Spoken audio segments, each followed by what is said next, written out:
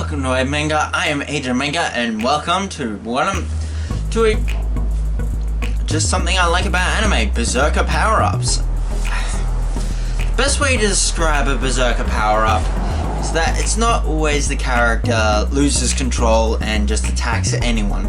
That is not what I believe. That's what I consider a berserker power-up.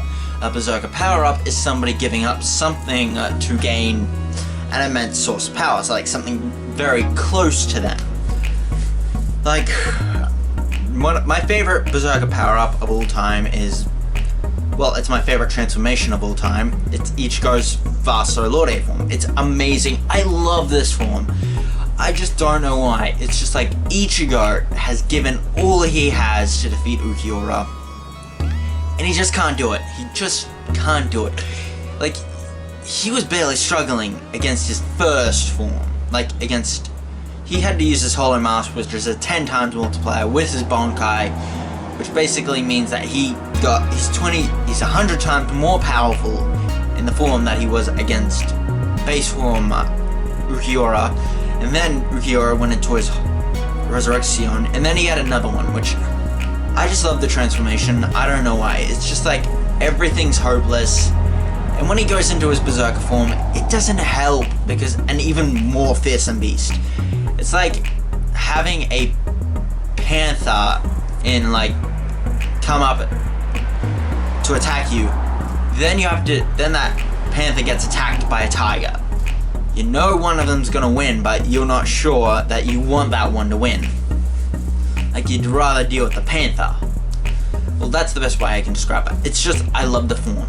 It's just hopelessness, and this form just doesn't help. It's meant to be terrifying. It's not meant to be Ichigo.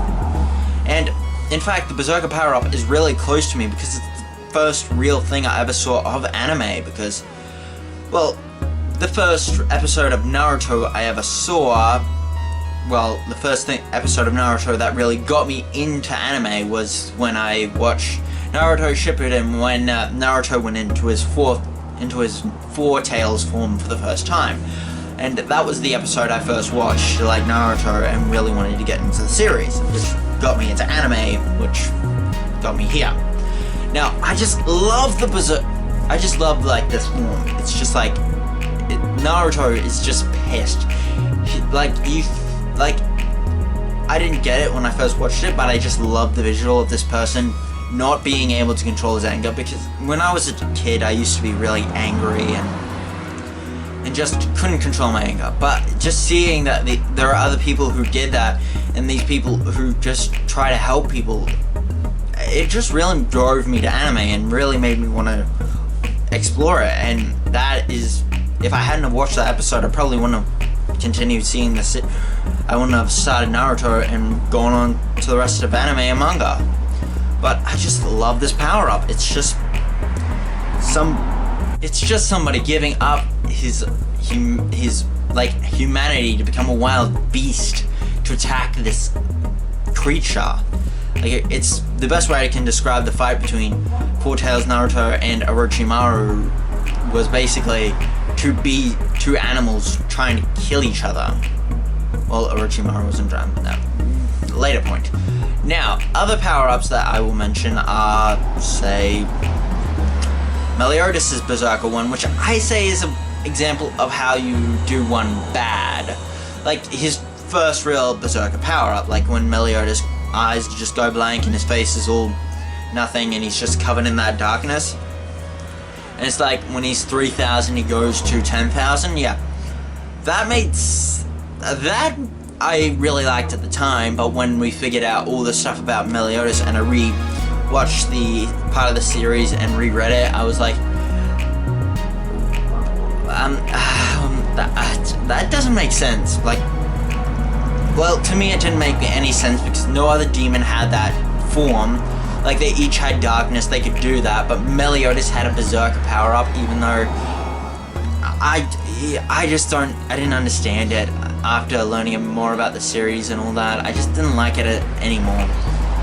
And it's just, yeah, like a better version of the Berserker power-up that they did in 7 Deadly Sins was the Assault mode, which I like way better than Meliodas' original Berserker form, because his assault mode is like, he's giving up not just his, he's not becoming a blank slate in a wild beast, he's reverting back to his original state. Like, he's becoming what he was when he was the leader of the Ten Commandments. He loses his memory, he loses his emotions, he just doesn't care about anything. He just wants to basically become the Demon King and crush anybody who comes before him. That's what Meliodas is in the assault mode. He is not Meliodas, who has grown over 3,000 years. This is what Meliodas was when he was just young and brash, idiotic. Meliodas, the current Meliodas that was in Seven Deadly Sins, he had 3,000 years to grow and develop and go through tragedy, love, loss, all that for 3,000 years. All of that was erased when he goes into his assault mode. And just see how brutal and savage he was when he was younger. That I loved. And it just shows how that's a way better power-up. Although, yeah, he does learn how to use it, which also makes sense in the series, because we see similar power-ups in the series to that. And it also makes more sense to me that power-up than the original Berserker one. Then I'm gonna mention Gon's power-up. Adult Gon. That I say is a Berserker power-up because it gives up basically everything that Gon has. I just love it because it's everything Gon would ever have. Like, I'm just gonna go through some good Berserker power-ups and maybe some that I say aren't greater. Like, I love that form. I love it because it's Gon at his lowest point, making a deal basically with the devil to give up everything. He goes into, accelerating ages into his pinnacle physical body, to his pinnacle of Nen. He basically has all the power that he could ever have in his disposal, and he uses it for a minute to crush Pito. Like, if he would have waited for that power, if he wouldn't have just been so rash, and if he wasn't so full of emotion, he wouldn't have used that power. But no, it's shown that Gon throughout the Chimera Ant-Arc, he becomes less human while the main antagonist becomes more human, and I just love that. Gon, Adult Gon, is the pinnacle. He is not a human anymore. He is just something who wants to kill, basically. And I love it. It's just showing Gon at his lowest point. And even when he defeats Pito, with like, he keeps hitting the dead corpse because he just can't handle it. And it's the perfect pinnacle of sacrifice for a Berserker power-up. He didn't just give up, like, his humanity. He still had all of his emotions and all of his, like, personality. It's just, he gave up his life. He basically gave up his life. He gave up all the power he could ever have. He basically gave up everything just to stop Pito. And that I just respect. Like, he was 12 or 13, around that age, when he did that, and he just went through it. He just gave it all away. He's full of emotion. He just realized that the person who he basically looked up to as a big brother is not coming back and won't be able to be revived. And he just gives up everything just to kill Pito, just to deal with her, just to get the emotions out. I love that. I just love it. Now, to Berserk, basically the namesake of what I'm talking about, the Berserker power-up. The Berserker armor, I love it. The Berserker armor is a unique thing because when it's introduced, it's kind of late in the series, but in the middle-ish, it shows up, and it's shown to be this absolutely powerful thing. It allows Guts to use, like, it basically allows Guts to fight constantly. There's no way Guts will just roll over and play dead in this form. In this form, Guts will will keep fighting until every bone in his body is broken and every single drop of blood will be spilt. I love that. And it was already set up that Guts has this thing called the Beast of Darkness. It's not actually like what it sounds like. It's not an actual beast inside of Guts, like how Naruto has like Kurama. No, this is just like every negative thing about Guts. It's just manifested as this Beast of Darkness, as this black hound who's ready to just rip and tear everything that Guts has. Just destroy everything. And the Berserker armor just allows the beast to take control. And we in fact see the original look of the Berserker armor, which looks looked like a skull. But when Guts puts it on and starts using it, it starts changing into looking like a hound, like a dog, like a wild beast. And since Guts looks like a hound, it looks really good. I just can't imagine this form. I just love it. It's amazing. And it's considered that the power-up is not even like added, it's not even really a power-up, it's just Guts going all out. The Berserker armor just basically cuts off all emotion, but it's also more than just a sacrifice of like your body. And yeah, it's a sacrifice of your body, because after Guts like fights off a whole bunch of creatures, he gets a white thing in his hair, which means that he's basically growing old. He's losing taste in his mouth. He's losing feeling.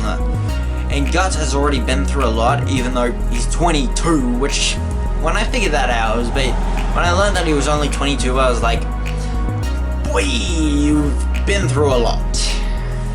I was like, ooh, you poor son of a bitch. Yeah, Guts has been through a lot. I just love the Berserker armor. It allows Guts to be free, allows him to release his beast and just rip opponents apart. Even though Guts could already rip apostles apart quite easily and just shoot them and all that. But the Berserker armor is literally the combination of everything Guts is. His anger, his rage, his pure instincts, just allowing to go free. And now I'm gonna go to one power-up that I absolutely think was kind of a good original idea to be a Berserker power-up, but then they just threw away the Berserker part and just left it as a power-up. The Super Saiyan transformation. That thing is just... It was originally like Goku losing all restraint and he just wanted to kill Frieza. He didn't care about a good fight, he just wanted to kill Frieza. And I like that. And it also suits a Berserker power-up because it's that a 50 times multiplier. It's 50 times more powerful than Goku would normally be. And also, here's a pet peeve about Dragon Ball. Everybody says that Goku is so powerful. Yeah, I'd still say he's powerful, but without all his power-ups, he'd be by everyone. Like, in his base form, he's not on the same level as all the other opponents he's fought. I'm saying he's just below Cell in his base form and above Frieza, I'm definitely saying. Like, I'm saying that in his base form, he's more powerful than Frieza, close to Cell's level, but not as powerful as Cell. But with his power-ups, yeah, he's able to take on gods. I don't care if anybody says that I'm wrong. Goku is nothing without his power-ups. He'd be clapped by every opponent that he would go against after Frieza at the end of Super. And this is all his power-ups.